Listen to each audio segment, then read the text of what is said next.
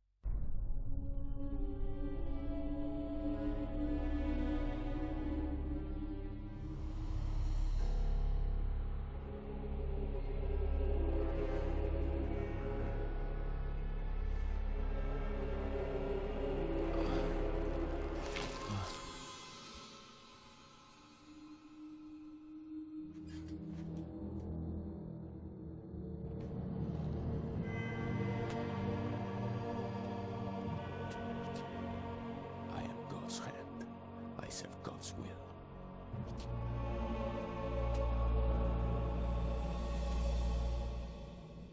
Paris by night, but not the way I'd imagined. My lecture at the American University had been followed by an unexpected invitation to a crime scene. Professor Langdon, thank you for coming. I am Captain Bezoufache. You know this man? Chacsonnière, the curator of the Louvre. I was supposed to meet him tonight after my speech. Follow me.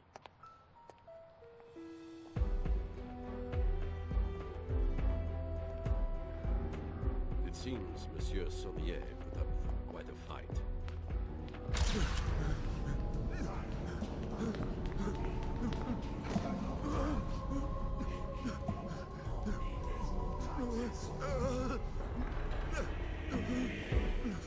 So nearly got away.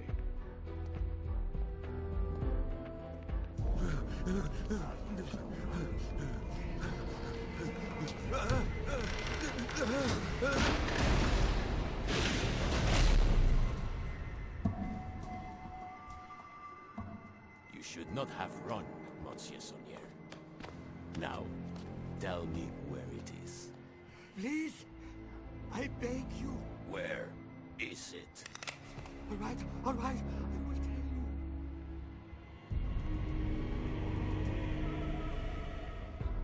The bars were no defense. I believe you. The others told me the same.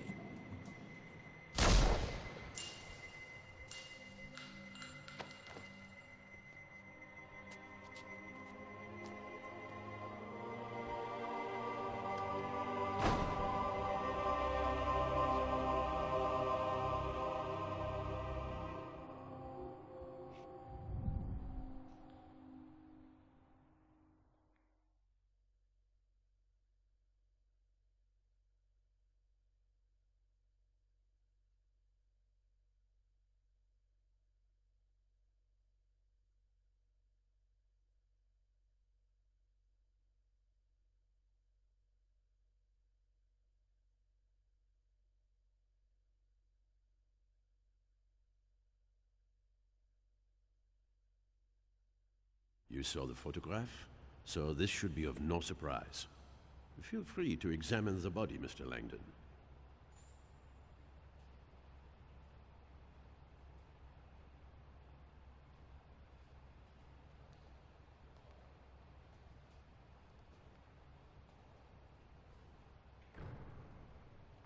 It's a pentacle, one of the oldest symbols on Earth, used over 4,000 years before Christ.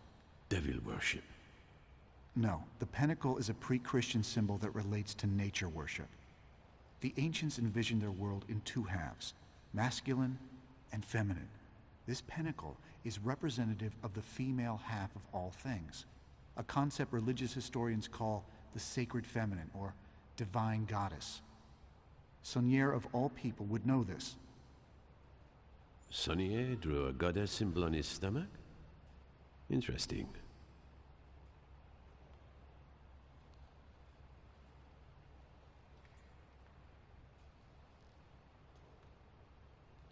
He stripped himself naked, folded his clothes, and put them away from himself? Pardon? It's rather meticulous for a dying man. I think he was trying to show us that everything he did had a purpose. Even his nudity may have meaning.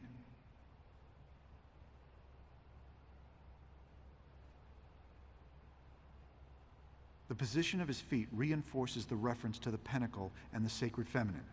I beg your pardon? Replication. Repeating a symbol is the simplest way to strengthen its meaning. Jacques Saunier positioned himself in the shape of a five-pointed star. Interesting analysis. What do you think about the use of his own blood as ink? Obviously, he had nothing else to write with. Actually, I believe he used blood such that the police would follow certain forensic procedures. I'm sorry? Look at his left hand.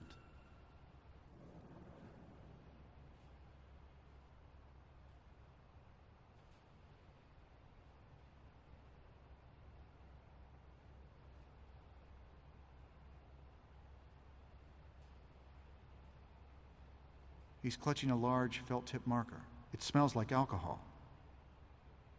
Saunier was holding it when we found him. As I told you, we have touched nothing.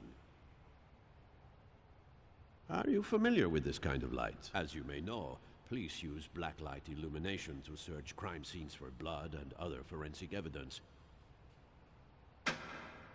So you can imagine our surprise. What the hell does this mean? That, monsieur, is precisely the question you are here to answer. Part of it looks like a numeric cipher. Yes, our cryptographers are already working on it. We believe these numbers may be the key to who killed him. But the text appears to be an accusation of some sort. Wouldn't you agree? An accusation against his murder makes sense, I suppose. Saunier was a Frenchman. He lived in Paris. And yet he chose to write this message... in English? Précisément, Monsieur Langdon. I have seen a lot of death in my work, and let me tell you something. When a man is murdered by another man, I do not believe his final thoughts are to write an obscure spiritual statement that no one will understand. I believe he is thinking of one thing only. La vengeance. I believe Saunier wrote this note to tell us who killed him. But that makes no sense whatsoever. You told me Saunier was attacked by someone he had apparently invited in. Considering the circumstances, I would assume that if Saunier wanted to tell you who killed him, he would have written down somebody's name. Précisément, précisément. Capitaine. One moment, please. Oui? Capitaine, un agent du département de cryptographie est arrivé.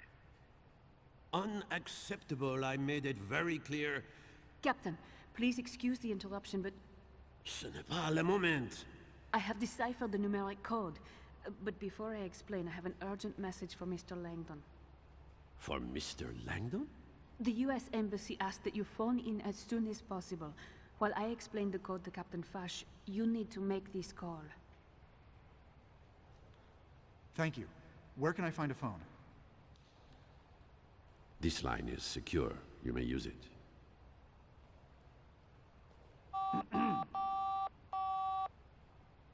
Bonjour, vous êtes bien chez Sophie Neveu.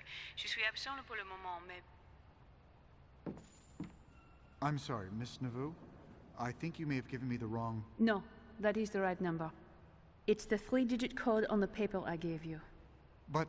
The embassy has an automated message system. You have to dial an access code to pick up your messages. She handed The me a note. numbers that Saunier wrote I should were look in at that. plaisanterie numérique.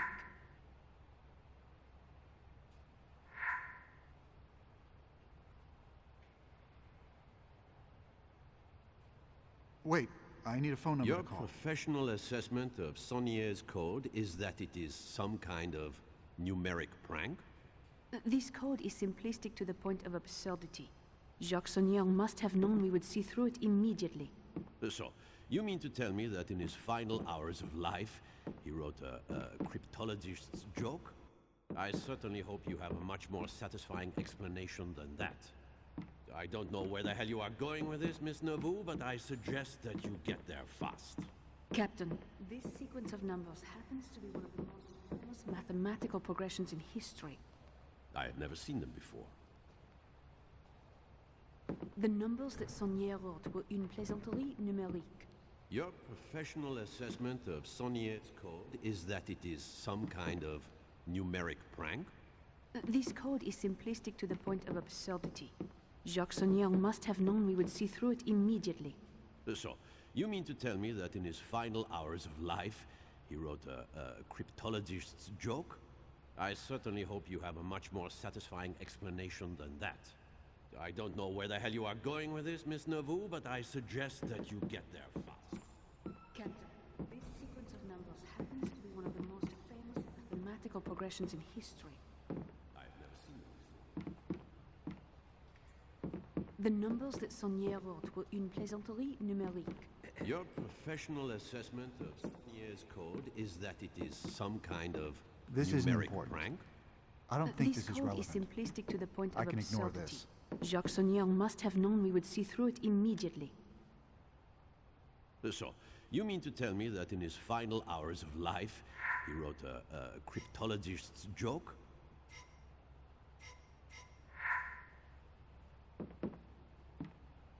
I certainly hope you have a much more satisfying explanation than that.